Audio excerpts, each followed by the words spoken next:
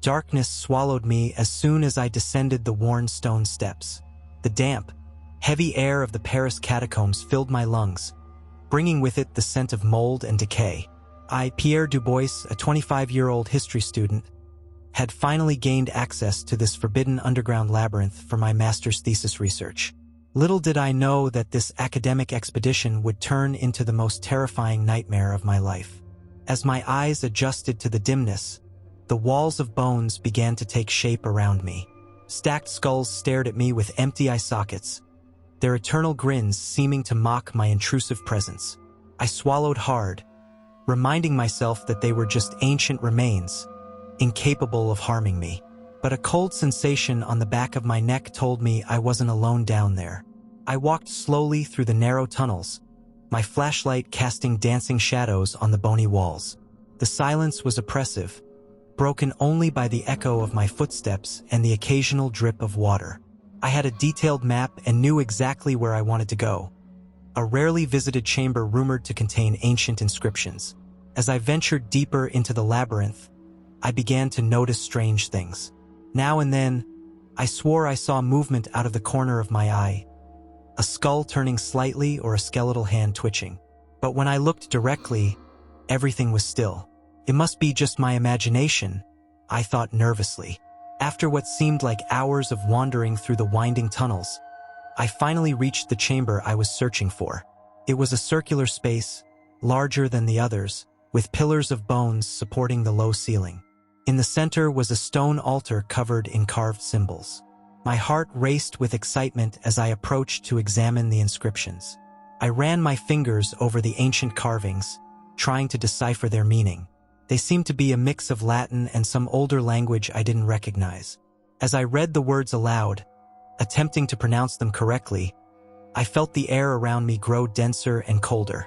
Suddenly, my flashlight flickered and went out, plunging me into total darkness. I froze, panic rising in my throat. In the absolute silence, I heard a whisper, no, several whispers, as if dozens of voices were murmuring at once. They seemed to come from all directions. "Who's there?" I shouted, my voice trembling. No answer except for the whispers growing louder. I fumbled frantically through my backpack for spare flashlights, but my hands were shaking so much I could barely unzip it. Finally, I managed to light another flashlight, and what I saw made me scream in terror. The skulls on the walls had turned to face me, their jaws moving as if they were speaking. The bones in the pillars were writhing and rearranging themselves, forming grotesque human figures that began to detach from the walls. I stumbled backward, crashing into the stone altar. A supernatural cold emanated from it now, and the symbols glowed with a sinister bluish light. I realized with horror that I had inadvertently performed some sort of ritual by reading the inscriptions aloud. The skeletal figures advanced toward me, their bony fingers reaching out as if to grab me. I ran, barely registering where I was going in my blind panic. The tunnels seemed to twist and change around me, mocking my efforts to escape. As I ran, terrifying visions flashed before my eyes, scenes of death and suffering from centuries past. I saw people dying of the plague, their skin covered in black buboes, prisoners being tortured in underground dungeons, their screams echoing through the corridors, carts full of corpses being dumped into mass graves during the French Revolution. The visions blended with reality until I no longer knew what was real and what was hallucination. My head throbbed with the voices of the dead, begging for release, for vengeance, for anything that could ease their eternal torment. I don't know how long I ran through the labyrinthine tunnels. Minutes or hours passed as I desperately tried to find the exit. My lungs burned and my legs trembled with exhaustion, but terror drove me onward.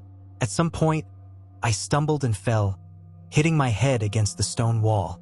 When I awoke, everything was dark and silent again. My flashlight had broken in the fall. I lay there, trembling, waiting for the skeletal creatures to find me. But nothing happened. Slowly, I gathered the courage to stand and feel my way through the darkness. After what felt like an eternity, I saw a faint glimmer of light ahead. I followed it until I found the steps leading to the surface. I emerged onto the streets of Paris, blinking against the sunlight. People hurried by, casting strange looks at me. I must have been quite a sight, covered in dirt and with wide, fearful eyes. But I didn't care.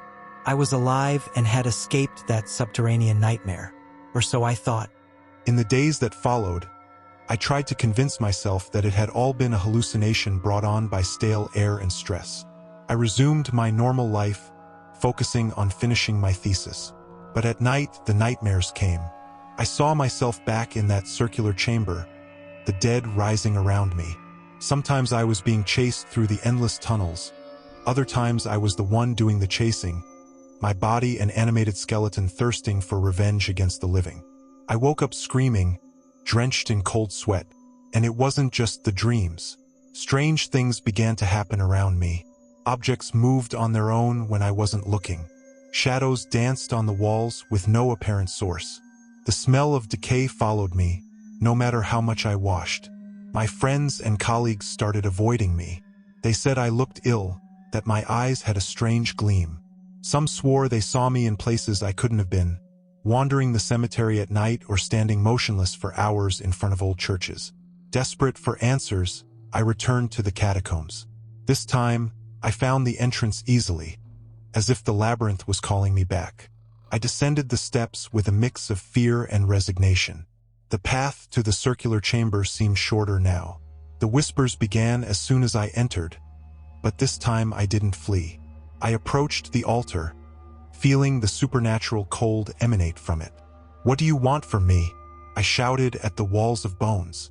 The voices responded in unison, echoing in my mind, "Release." I then understood the terrible secret of the catacombs. The dead were trapped there, their souls unable to move on.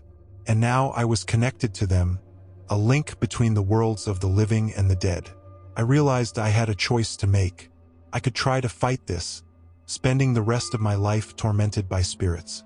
Or I could embrace my new role as guardian of the lost souls of the catacombs. With trembling hands, I touched the altar. The symbols glowed, and I felt an ancient power flow through me. The voices of the dead calmed, no longer threatening, but expectant.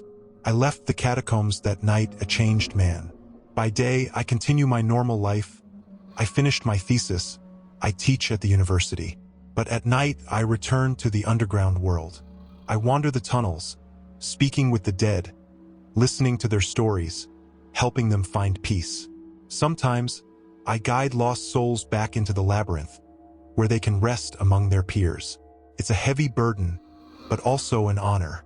I know that as long as I live, I will be the guardian of the Paris catacombs and their dark secrets. If you ever venture into those dark tunnels and hear footsteps approaching, don't be afraid. It's just me making my eternal rounds. But be careful, not all the dead are as understanding as I am. Some still yearn for the warmth of the living and will do anything to obtain it. The catacombs hold many secrets. Some are better left buried.